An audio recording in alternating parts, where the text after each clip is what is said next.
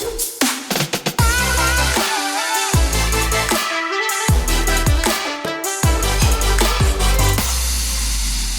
to Vision Forward, a podcast where we decode stories of leadership, innovation, and purpose.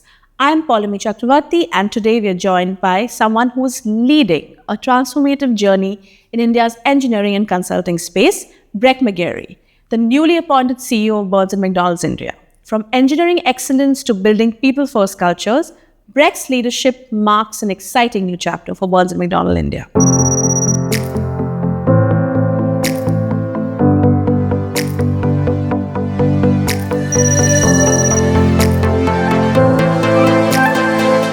So, Breck, you've been in India for 10 years. I'm sure you've had some interesting experiences. Can you tell us a little bit about that? Sure, absolutely. So as you mentioned, I came to India 10 years ago. Initially, my assignment was only going to be for 18 months to help us start our transmission and distribution practice that we started with borrowed employees from our existing petrochemical practice. The first 18 months were spent learning about India, learning about the talent pool in India, selling the incredible talent pool to our U.S. partners. Some of the very first formative experiences I had were going from office to office, just talking about the talent that we had in India and convincing our U.S. partners that we had the true capabilities in India to execute the work that they wanted us to work. And we really hit our first landmark when we convinced one of our top 20 clients to allow us to support their work from India. And that's when we saw the inflection point of growing from 10 employees to upwards of 50. And then we saw that growth curve just continue to where we're at over 500 employees supporting the transmission and distribution department to this day. Now that's from the business side. I've also experienced a number of new cultural experiences since I've been in India. My first several months in India, I didn't have a car, I didn't have my own driver, I didn't have anything like that. So I spent a lot of my commute on using auto rickshaws, which was very new to me coming from the US where that doesn't exist. And that must have been quite a ride. It was quite a ride, literally. At the time I lived in Hiranandani, Powai, and between our office and Powai was a very steep dirt road that was not paved yet. So the commute that was only a few kilometers could easily take 45 minutes in an auto. Just getting up the hill, going over the bumpy roads, and then making your way through the narrow streets was very much a new cultural experience for me, and one that over time I came to appreciate and enjoy, but at first was very, very challenging for me. I think all of us who take the autos initially have that experience, but we're so used to it that we're just used to moving around and speeding up fast. But a lot of other people who've had this experience, who've come from the States, they're very excited to get into the auto. My cousins, they love it. They just want to go for auto rides in the night. I don't know what is so fascinating. So, Breck, you've been in India for 10 years, like we just spoke about it. What is your favorite part about being in India? I'm sure that you've had multiple experiences. We are culturally very diverse, lots of different cuisines to try out, different people to meet. So what has been your favorite part about living in India? Well, you said it right in your conversation there. My favorite part of India has to be the food. I'm a big foodie. I've explored multiple types of cuisines. So anything from dosa to vada pav to pani puri, different chaats, pav bhaji, obviously butter chicken. Everybody eats butter chicken and chapatis. So if I had to pick one thing about India I love, it's absolutely the food. And also, have you traveled around in India enough? I have. I'm embarrassed by how much I have. I need to do more, but I've visited obviously Agra and the Taj and Red Fort, which is fantastic. Beautiful, beautiful architecture. We made our way to Jaipur as well. We did the Golden Triangle, saw the Pink City, which was fantastic. We love the beach, so we've been to Goa before, and both North and South Goa we've been to. And then obviously I've spent time in Mumbai and Bangalore as well. You've traveled across, different cities, had that experience of meeting people from the north of India, from the south of India. What is that one unifying factor that you see across India, pan-India? So you asked me before what my favorite thing about India was, and I said food. If I had to pick a second thing, it would be the people. So no matter where I've been in India, the unifying factor is how warm, open, friendly, all the people are in India. How willing they are to help. They'll invite you into their homes with barely knowing you. They're all very excited and animated when they first come to meet you. So if there's one thing I can say that spreads across all of India that I've seen is the heart of the people here. And that is a unifying factor.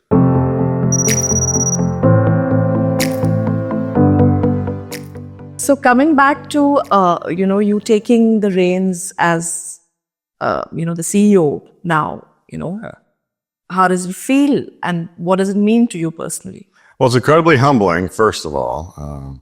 But the excitement I feel, the opportunity to make a greater impact on the company that I've invested 10 years of my life in, to make a bigger impact on the country that I've come to call my home now, to make a bigger impact on the people that are so important to our organization. All those things are incredibly exciting to me. And I'm looking forward to how I can contribute in more meaningful ways to their experience and how we can continue as a company to contribute and give back to India, the country that gives so much to us. So, Breck, I'm really intrigued, after having lived in India for 10 years, you went and interviewed for the CEO's role again. What make you take that decision? Why did you take that decision? Well, the first answer was I wasn't ready to go home yet. We found India the last 10 years to be our home. We love it here. We've enjoyed our time here. So we weren't quite ready, I think, yet at that point to go home and wanted to continue our stay longer. Two, I didn't feel like my job was yet done here. The skill sets I've built over the last 10 years in India, I think are much more beneficial to our company here in India as opposed to what I might do if I was to transfer back to the US. So when I combined those two answers together, I felt like this was the perfect opportunity for me. And again, another opportunity for me to give back to the company and to the country that, as I said, I now call home.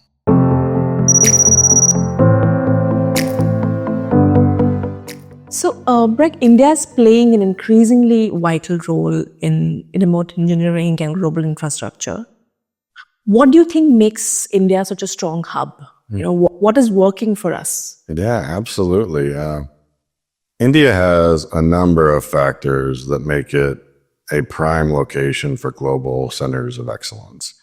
You have a extremely vast and very talented pool of individuals that are highly educated, highly motivated, that are striving every day to improve their own stations and the stations of their families. I think that drive and that education and that skill set makes India a prime hub for talent. On top of that, you have the benefit of a population that speaks English primarily, which absolutely helps, as English, whether we like it or not, is the language of business across the world. And beyond that, I think you have the fact that India is centered in a location where they can provide infrastructure skills to countries in Asia, countries in Europe, and countries in the US through their interconnectivity, very modern airports, very modern infrastructure when it comes to internet, telecommunications. Really, all the tools you need sit here in India. And when you combine all those tools together, they're the perfect location for what we call global capability centers. True. And do you see, a rise in talent for remote engineering through the years? I really do. I think due to the regulatory environment and the decisions that the Indian government has made, they've set themselves up to continue to be a prime supplier of very skilled talent to companies like ours all over the globe. Things like advanced purchase agreements. And so they're all very, very pro-business regulations when you look at providing global talent. So I think India will only continue to grow in that space. I also think the amount of innovation and, you talk about artificial intelligence and digital delivery and where most of our industry is going, so much of that talent comes out of India that it just makes perfect sense to any company that's looking to change and innovate and increase efficiency in the way they deliver their product or their services to set up a shop in India. It makes absolute sense. And it's just going to continue to grow. True. And how do you think, Burns is planning to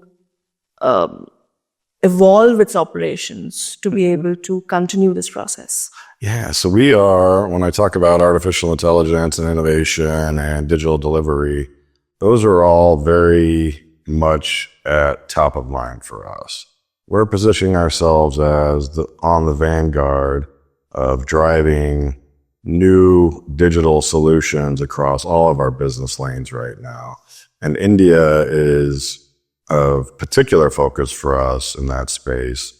So we're going to continue to leverage the talent we have that's providing core engineering services, supplement that with the capability of IT and innovation here in India to continue to grow and evolve our business. And we're going to see most of that growth right here in India. So India is playing a very important and active role in global infrastructure development, especially remote engineering.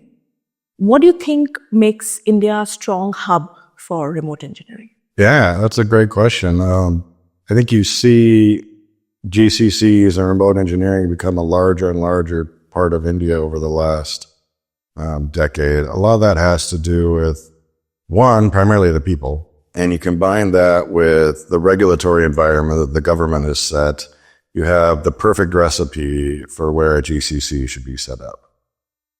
And, to sort of add to that, engineering GCCs in India are delivering tremendous value.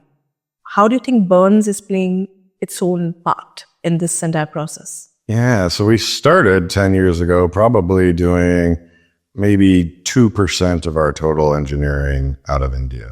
And we've seen that number continue to rise significantly over the last decade to where we're now probably executing about 13% of our total global work here in India. And I expect we'll see that to continue to grow to upwards of 20% in the next 5 years. The way I believe our businesses have evolved over the years is they're now more than ever willing to go wherever there is talent. And as I said earlier, India provides that talent in immense numbers.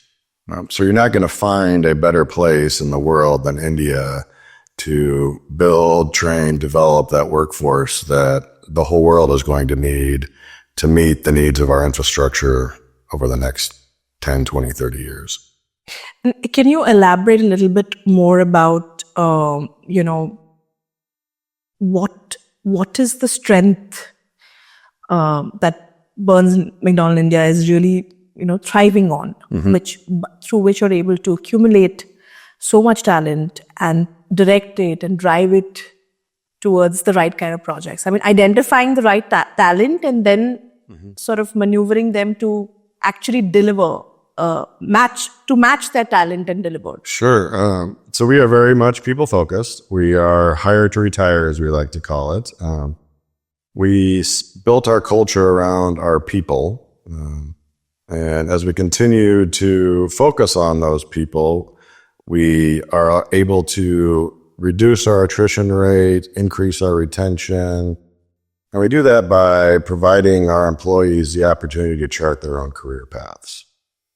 If you want to start in one certain business vertical and try it out for a couple of years, and decide it's not for you, you have the opportunity to try a different business vertical. Or maybe you want to start out as an engineer and you feel like your career path is to project management. We're happy to help you move into that direction.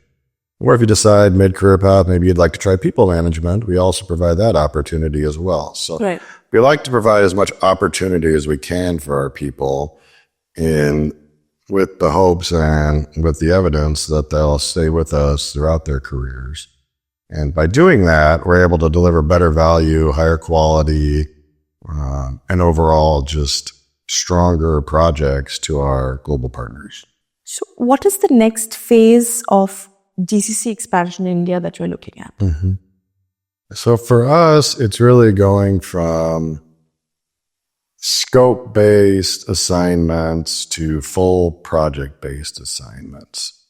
We've seen that our team is now ready to take that next step from where they have been over the last 4 years and really start to take on larger and larger scopes from our U.S. offices and our global partners. And I think a big part of that is not necessarily upskilling and reskilling. I think we're at the point where our team is ready to do that. It's my job and the job of our business leaders to make sure that our counterparts across the globe truly understand the depth of the talent we have at Burns McDonnell India already.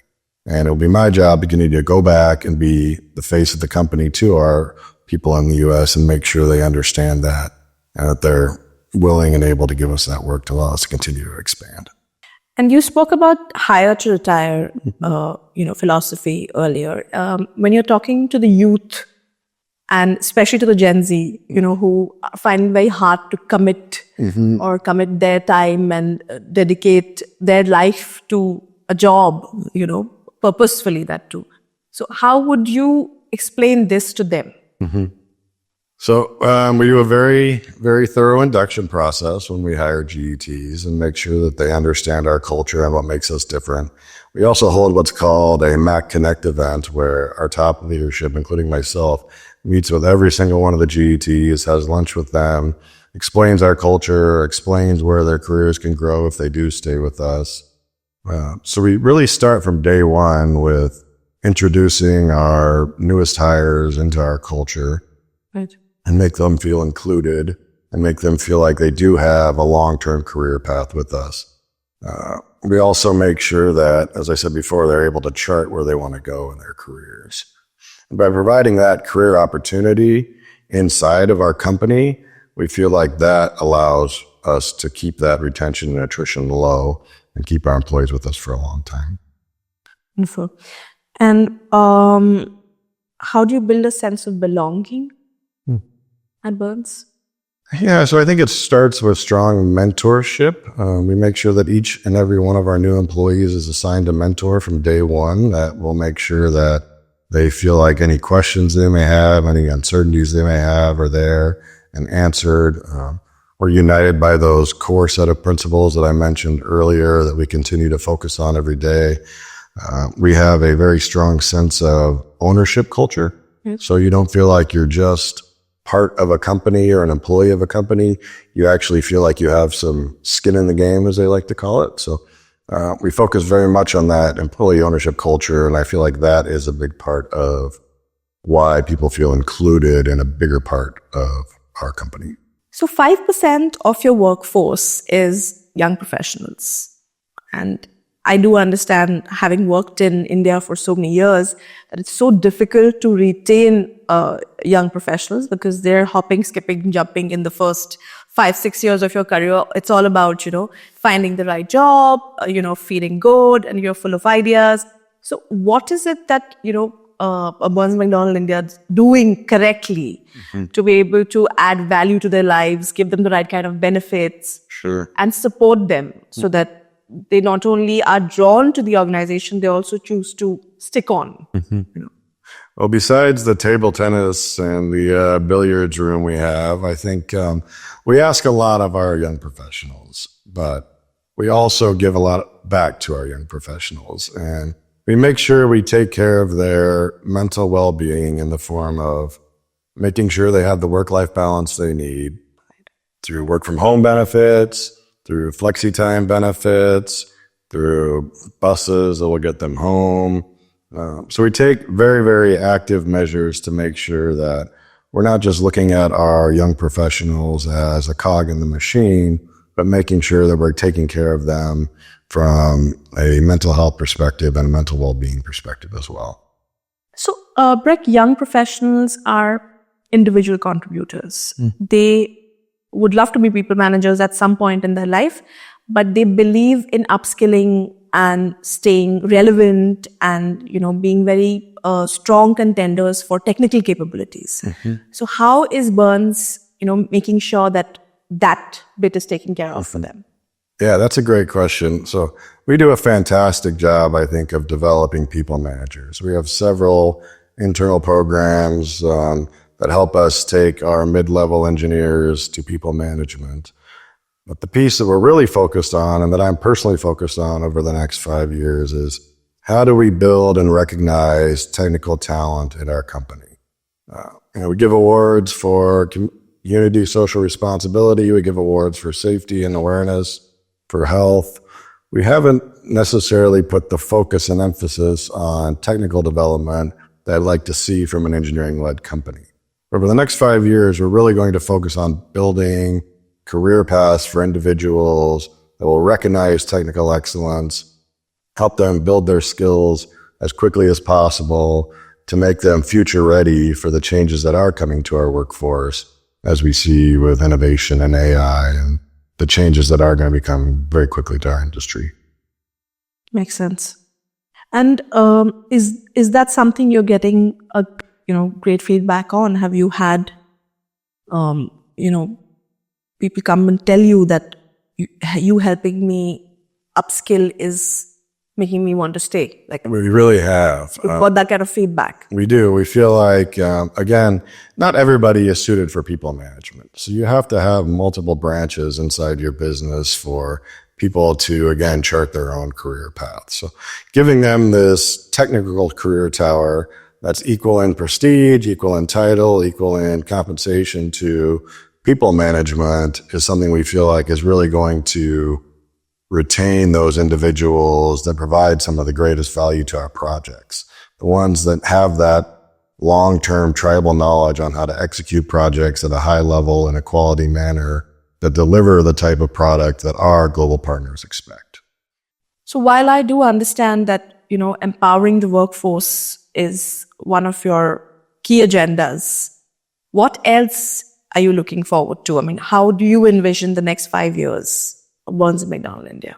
Yeah, so the next 5 years, we're going to see some of the biggest challenges to our workforce that we've seen probably in a long time. As the industry changes to innovation and automation, we need to make sure that we continue on the vanguard by upskilling, reskilling our workforce to be future ready for when those changes come. We need to make sure, as I said before, that we focus on building those technical capabilities. And we need to make sure that we continue to focus on our people and make sure our people are first front of mind to continue to develop those individuals and continue to retain those individuals that are so important for us. What is the strong delivery culture that aligns Burns in India? Yeah, so we're very quality focused. And when I say that, every single one of our deliverables that we extend to our partners is at the utmost quality standard. It's been reviewed multiple times before it even leaves India. We make sure that every single one of our engineers and designers is trained on our quality standards, is familiar with US, UK, Canada, wherever they're working standards.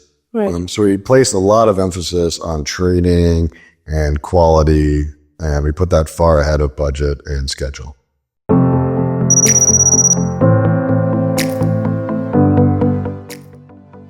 Congratulations are in order because I think Burns McDonnell India has been recognized again as the great place to work. I think this is the 8th consecutive year. That's right. So I want to understand what drives such a sustainable culture, and especially in a competitive engineering landscape.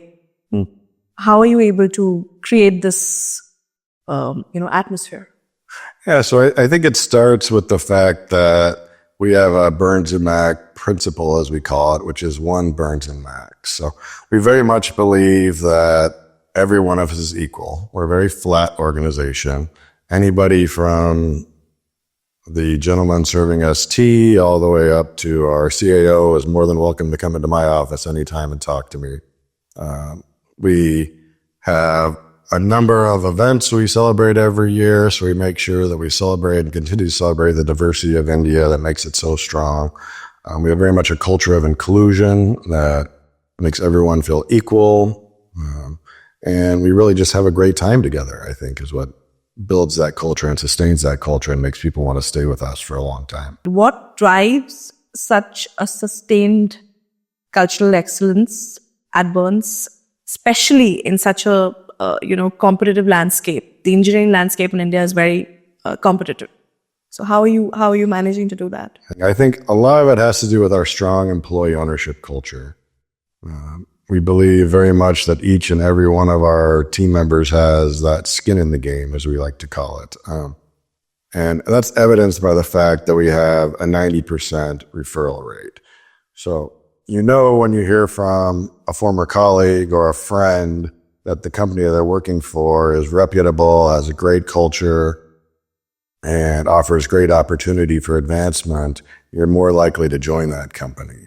And our employees really are our brand ambassadors. They're the ones out there recruiting for us.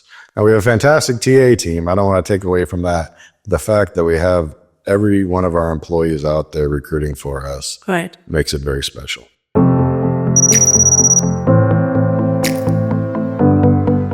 So some fun coming up your alley now. Okay. All the serious discussion is done with. So we are going to base these questions on your experience in India. And you have to tell me why you are choosing one over the other, right? So let's start with your favorite part about India, which is food. So vada pav or dosa?